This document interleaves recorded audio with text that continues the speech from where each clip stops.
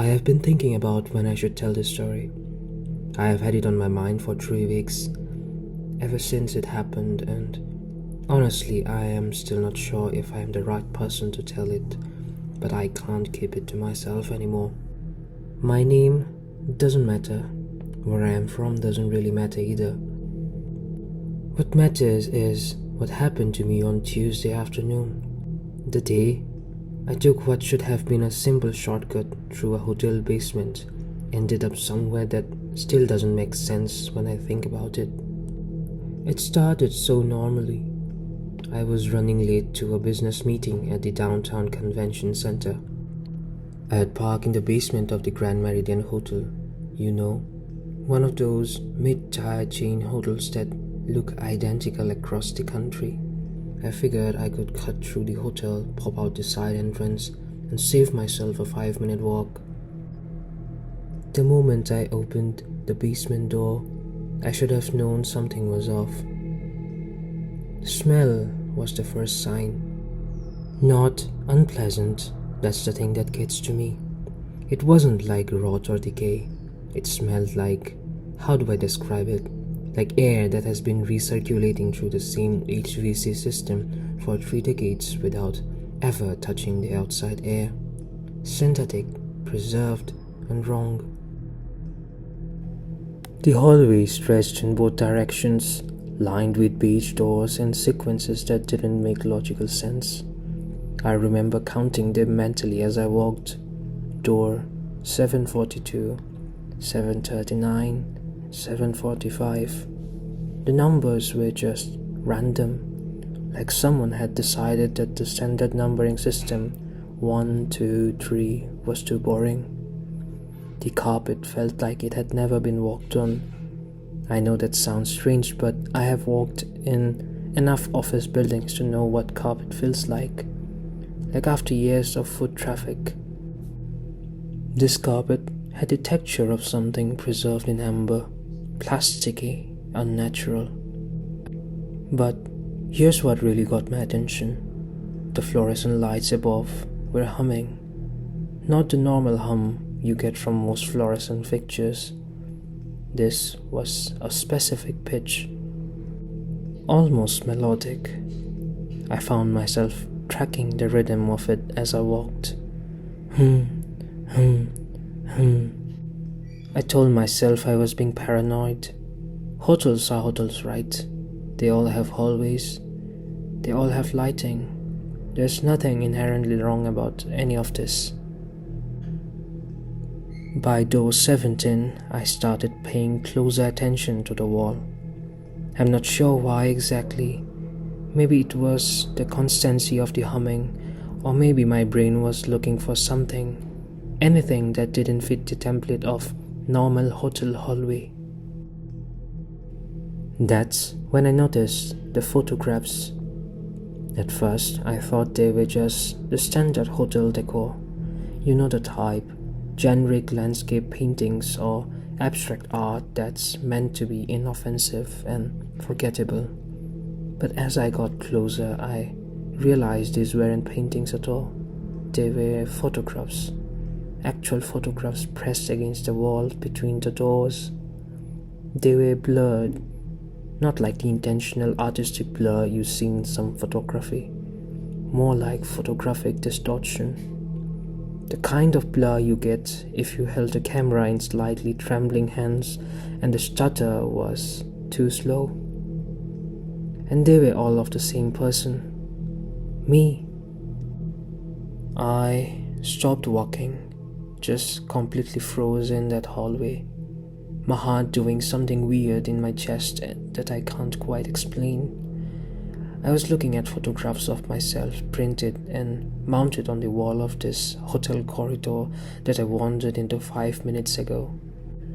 In one of them, I was standing in the exact hallway I was currently in. My hand was pressed against the door. My expression was frozen in what I could only describe as absolute terror. Eyes wide, mouth half open. The photograph quality was poor, like it had been printed from a low-resolution image and then hung on this wall to wait for me. I tried to rationalize it. Maybe it was someone who looked like me. Maybe it was a strange coincidence. Maybe I was having some kind of a psychological episode and my brain was misinterpreting random images as my own face. But the more photographs I looked at, the less I could deny what I was seeing. There was one where I was walking away from the camera, my hands reaching out to touch a door. Then there was another where I was standing still, staring directly at the photographer, with an expression of such profound sadness that I had to look away. My hands were shaking. I could feel my pulse in my neck, this rapid, panicked rhythm that wouldn't slow down no matter how many times I told myself to breathe. I pulled out my phone. I needed to call someone. My second instinct was to leave, but I did neither. I pulled out my phone. I needed to call for help or call security or call someone who could explain what was happening. My phone still had signal. That's the part that keeps me up at night. Full bars. Perfect cellular connection in this impossible hallway. But when I looked at my contacts, something had changed. Mom appeared as MNO. Dave from work was rendered as DVEFRMWRK. Every contact name has been corrupted somehow, with letters missing or rearranged in ways that made them unrecognizable. It was like some process that had gone through my phone, systematically broken every name in my contact list. The time on my screen was jumping. I watched it. 3:47, 3:46, 3:47 again, 3:48, then again 3:46. The seconds were barely advancing. Only 1 minute would pass in actual time, but my phone would show that only 30 seconds had elapsed. I have always been someone who trusts technology. I know it. I use it every day. But watching my phone behave this way, watching it break its own fundamental rules, that was worse than any photograph could ever have been. I tried calling the main number for the hotel. The phone connected and for a moment I heard a dial tone. Then the number appeared on my screen as HDEL, with several letters replaced by blank spaces. The connection cut out before anyone could answer. I tried again, same result. The corrupted name, the severed connection. I was standing in the hallway, my phone in my hand, trying to reconcile what I was experiencing with what I knew to be possible. My phone was working, my phone was connected to a network, and yet my phone was also breaking, degrading in real time as I held it. That's when I realized something else. That I wasn't sure how long I had been in this hallway. I have been walking through this hallway for what I thought was 15 minutes. My watch says something different. I counted the doors as I walked, trying to move faster, trying to find an exit. Door 1, 2, 3. By door 23, I already passed my own photograph 3 times from different angles. Around door 50, I realized something crucial. I wasn't actually moving through space anymore. Or maybe I was. Maybe I was moving through something, but it wasn't the same kind of physical space that a hallway should be. The walls weren't changing. The lighting remained exactly the same. The hum of the fluorescent lights never varied. The smell of preserved air never shifted. But the door numbers kept climbing.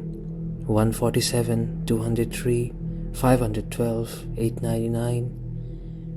And then I saw it. A door I recognized. Door 89. I passed this door many times. But that was impossible because I hadn't been turning around. I hadn't backtracked.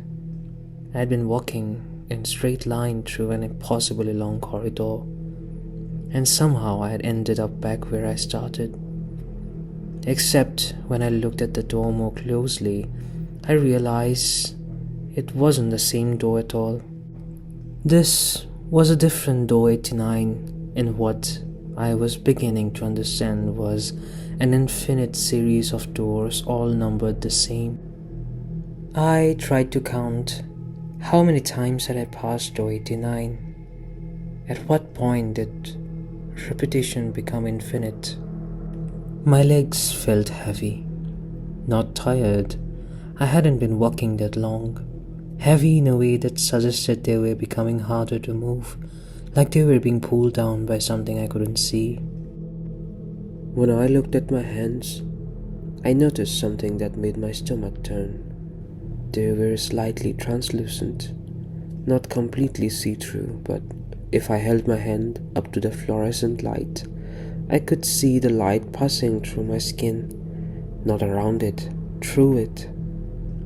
I pressed my hands against the wall to steady myself. My hand passed partially through the surface before solidifying again. It was like the wall was no longer quite as solid as it should be, or like I was no longer quite as solid as I should be. I encountered the first one around door 342, or at least I think it was door 342. The number had stopped making sense by that point. He was walking in the opposite direction, moving with purpose, his pace steady and unwavering. He wore overalls from another era, I'd say 1970s, maybe the 80s. His name tag read maintenance, but no actual name was visible. "Excuse me," I called out. "Can you tell me how to get out of here?" He slowed his pace as he approached. For a moment I thought I had finally found someone who could help, someone who worked here, who understood this place. When he reached me, he paused. His expression cycled through emotions so quickly I couldn't quite track them. Confusion, recognition, sadness, acceptance, all in the span of a second. "You can't," he finally said. His voice sounded like it was being played through bathroom speakers, tiny, distant, like it was coming from another room. "What do you mean I can't? There has to be an exit." "There is," he said, "but you are not looking for the exit anymore. You are a part of the hallway now. We all are." "That doesn't make any sense." "No," he agreed, and then he continued walking past me. "It doesn't." I turned to watch him go, and I noticed something that sent a spike of cold terror through my chest. I could see through him. His form was translucent, his edges blurred and indistinct. As he moved away from the corridor, he became more and more transparent until there was nothing but a faint shimmer in the light of the fluorescent tubes. After that, I stopped trying to find an exit. I encountered more of them as I continued walking. A woman in 1990s business attire, her phone pressed to her ear, having a silent conversation with someone I couldn't hear. A child in clothes that looked like they were from the 50s, walking in the same steady, purposeful pace that everyone else seemed to have. An older man whose clothes were so faded that I couldn't determine what era they were from. None of them spoke to me, none of them acknowledged my presence directly, but I could feel them watching me. I could feel their awareness pressing against mine like a physical weight. They were waiting for something, I realized. They were waiting for me to finish my walk, waiting for me to accept my new reality. It was somewhere around door 1247. that I finally understood what was happening.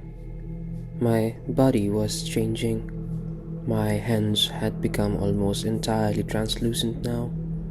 When I looked down at my arms, I could see through them. The bones were visible as faint shadows beneath translucent skin. My legs felt like they were no longer entirely present in physical space, and the footsteps behind me were getting closer. At first, I thought it was another walker, like the maintenance worker or the businesswoman, but the footsteps matched my pace exactly. When I slowed, they slowed. When I stopped, they stopped. When I started moving again, they resumed at precisely the same rhythm. I haven't turned around to look. I think those were my footsteps. Not my current footsteps, but my previous footsteps. An echo of my walk through this corridor, preserved somewhere in the space itself. A recording of me walking, preserved in the hotel's infrastructure, like sound recorded in stone. How many of me are walking through this hallway right now? I wonder if the footsteps behind me are from 5 minutes ago, or 5 hours ago, or 5 years ago.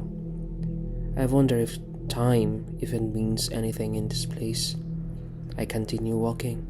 The numbers continue climbing. 2,156, 3,447, 5,892. Or maybe they are going backwards now. I can't tell anymore. The numbers have become abstract symbols. Some of them aren't even numbers, they are marks and scratches that my brain tries to interpret as numerical information, but can't quite manage. The smell hasn't changed. The humming continues. The same melodic rhythm. Hum, hum, hum. My body is almost translucent now. I can see through my chest to the hallway beyond. I can see my heart beating, but it's slowing down. Not stopping, slowing. Like the rhythm is becoming synchronized with the hum of the lights above. The next maintenance worker who enters this hallway will encounter me. I'll tell them the same thing the others have told me. You can't leave. This isn't like that anymore. You are part of the infrastructure now. We all are. They won't believe me. I didn't believe them either. But eventually they will understand. The story was told to me by someone I met in the basement of the Grand Meridian Hotel. I don't know if I believed them at that time, but I'm starting to believe them now. The footsteps behind me are getting closer, or maybe I'm getting slower. I can't tell the difference anymore. If you ever find yourself in a hotel basement corridor that seems to stretch too long, that has doors numbered in sequences that don't make sense, that smells like preserved air, sounds like specific repeating hum, don't turn back, because the footsteps behind you are getting closer, and soon you will understand what I understand. Soon you will realize that you are not walking through the hallway anymore. The hallway is walking through you, and that hum, that fluorescent hum that seems to be so constant, so eternal, so inescapable, that's the sound of your own heartbeat, slowing down to match the rhythm of this place, the rhythm of infinity, the rhythm of a hallway that has no beginning, no end, the rhythm of a hotel that remembers everyone who ever enters it and never lets them leave. I am still walking, the numbers still climb, the lights still hum, and somewhere behind me I can hear someone else entering the basement door, asking the front desk for directions to the parking level. They will find the hallway instead, and they will begin to walk, just like I did, just like we all do, forever and ever.